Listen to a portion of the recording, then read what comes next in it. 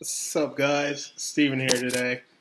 And today, what I wanted to talk to you about is lunar and solar energies and how they fucking impact you so much more than you even think, right? Like, it's some really fucking subtle shit.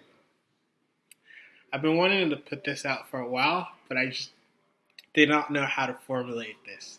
So bear with me if it's hard to follow at times. But so what am I talking about? So we have a sun and we have a fucking moon, right?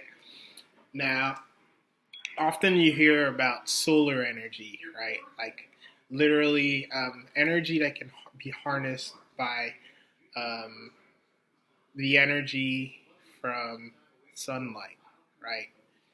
Um, there is like even what do you fucking call it? Biology or nutrition even goes more in depth in this, pointing out how um, we literally need the sun to even synthesize a particular vitamin, right? So, like, people who don't get enough sunlight are deficient in this particular vitamin. I think it's vitamin D or vitamin K, one or the other, right? So that's solar energy, right? But I've come to realize that you also get energy from the fucking moon, right? Now, the way I've been thinking about trying to illustrate this is just running. And how I want to talk about it is I'll kind of link it back to a video that I made a while ago. I think it was like titled The Reason Why You Run Part 2 Swag Surfing with G Fields. Something like that, right? But in there, I was essentially talking about how sometimes when you're moving through time and space, or moving through space, what will happen is you'll feel as if things are just harder. Like it's harder to traverse through space, right? Like it's almost as if you're in like some sort of a black hole, and it literally feels like I use the word G field just to denote. It's almost like gravity or density itself is heavier in that moment, right? Things are denser. Your body feels heavier, and so in that moment when you're running, rather than try to like rev the wheel even faster, kind of like um, take for example you're on a bike and you're riding on a incline, right? Instead of just sticking to a lower gear and like be spinning your wheels really fast, not really traversing much distance, which by the way has been something I've been purposely doing in my run. Essentially, just distinguishing between what I call trotting and then I guess for lack of a better word, carrying, which would be I guess a gallop, right? But that's another story. But anyways, instead of just sticking to a lower gear, what you want to do is actually shift gears, right? So what that does is almost like um, if you're driving shift, instead of staying on the smaller wheel or the smallest cylinder, it jumps the chain or bumps the chain to a higher cylinder. So that means that you're essentially doing more, right? You're producing more work, right? So you're traversing more. It's like taking a bigger step instead of like smaller steps, right? Now, what I was talking about in now going back to the running, essentially. So what happens is instead of just trying to run through it faster, what you want to do is I use the word shift down, which is kind of counterintuitive, just to denote that instead of just trying to run faster, what you want to do is stride more and carry. Because for one reason or the other, that density is not going to allow you to run faster because just things are harder, but it'll allow you to carry. I don't know how else to put it into words any better than what I just said. So, I'm sorry. I apologize again if it doesn't make sense, but I hope it does, right? But to kind of go back to what I was talking about, um, one thing that I've noticed when it comes to running is that you can actually feel these two energies at um, when depending on the time of day that you go running, right? So when you go running in the day, you will feel obviously you will feel the sunlight or you will feel solar energy. And how I would describe it is obviously hotter, but it's I don't want to say that it's dense, but it you can clearly see how a higher temperature affects your body in a particular way, right? And on top of that, I feel like it also affects your hormones in one way or the other, right? And then like when I go running at night, everything it feels like the density is lighter. So you almost feel like it feels like things are floatier. Like I don't know how else to put it, right? But to kind of go back, um, one thing, something that I realized, it's almost as if because you're during the day, because of the higher temperature, it's a lot easier for things to condense.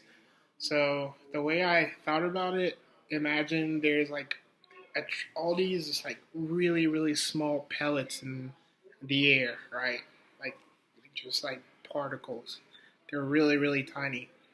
And so what happens is it's almost the same way that when you sweat and you don't shower or you have bad hygiene, you have a higher propensity to develop sores or itching or all those kind of like weird like like abscesses, like shit that I've mentioned in the past, like all these weird diseases, skin irritations. It's almost as if the higher temperature allows or facilitates or creates a breeding ground for these pellets to condense. And so what happens is, as opposed to being able to traverse through the air freely, you encounter more resistance. And so that's why things are harder. Conversely, at night, because the temperature is cooler, it's less likelier for those things to condense or to become solidified. And so you encounter less resistance. And so that's why things have less friction. Right.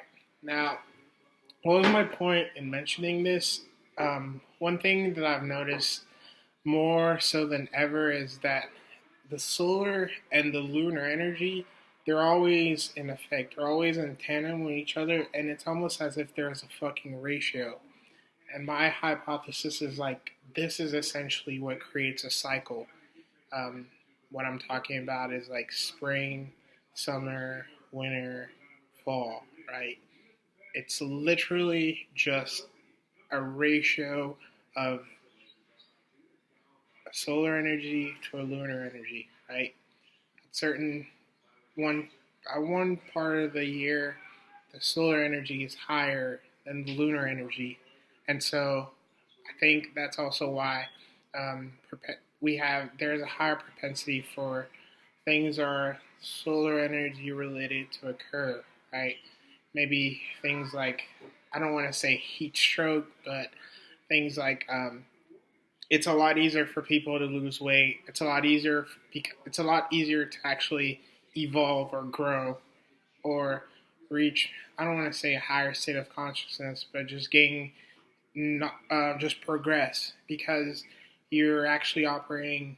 You're vibrating higher. Your metabolism is literally in tune to like whether we want it or not, our body is always acting in tandem with nature's rhythm.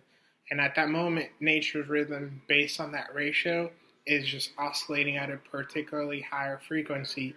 And so we have a like easier or you have a greater likelihood of being at a higher frequency, right? Of our metabolism to raise, right? Or for us to maybe change body types, body composition, stuff like that.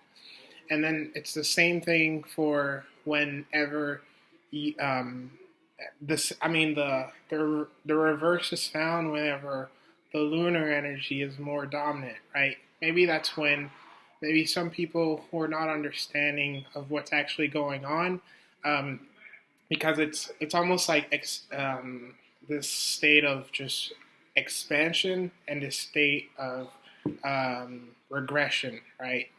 Actually, R.S.D. Tyler has mentioned that in the past, mastering states cycles. I think there was a video he made on it, but it's pretty interesting to note how um, even nature has almost designed itself in a way that there is a time for us to meditate and reflect upon maybe the beauty of life and contemplate on what is to be the next steps that is to be made. And then there's also a time for us to execute and go hard and just push it to the limit, right?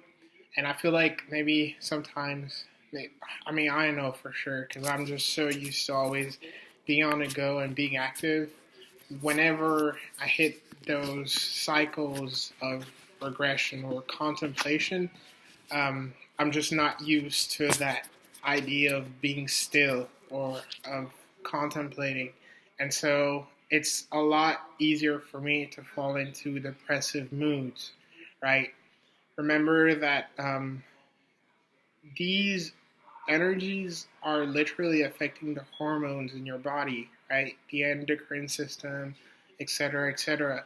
So maybe this is also the cause for higher serotonin levels or higher dopamine levels in particular times of the year, right? Like you'll hear people, maybe people in the hospital sometimes say that a lot of times there's like a rise in hospitalization around February or March or weird times like that. And it's interesting to know because that's around the time when we're going from one cycle to the next, right? Around March, late February, going from winter to the beginning of spring, right? So my point is, there is a cycle to everything, and it's kind of beautiful to notice that there is a rhythm to everything as well. And if you tap into that natural rhythm, it's almost like you'll always be even keeled and you'll be able to gain perspective on whatever mental state or mental hardship that you might be experiencing. Like, oh, okay, this is just a moment when I need a downshift. This is a moment when I need upshift, right? This is a moment when I need to just kind of stay even keeled, right?